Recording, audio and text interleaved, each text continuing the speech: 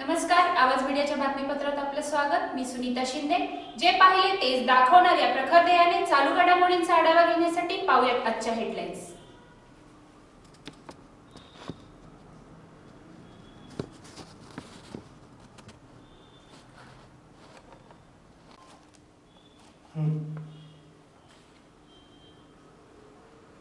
सांगली जिल्ह्यात हिंदू एकता आंदोलन संघटना ही सन 1980 साली सांगली येथे स्थापन झाली असून या संघटनेने जातपात विरहित धर्मसंकल्पनेवर आधारित एक प्रखर हिंदुत्वाची संघटना म्हणून धर्मवादाच्या प्रखर प्रतिकूल परिस्थितीत मिरज येथे शाखा काढण्यात आली।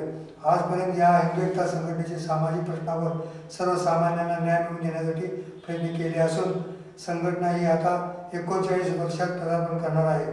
समान नागरी कायदा व्हावा यासाठी मिरज येथील प्रांतिक बैठकीत या विषयावर चर्चा होणार असून महाराष्ट्राच्या कानाकोपऱ्यातून पदाधिकारी उपस्थित राहणार आहेत।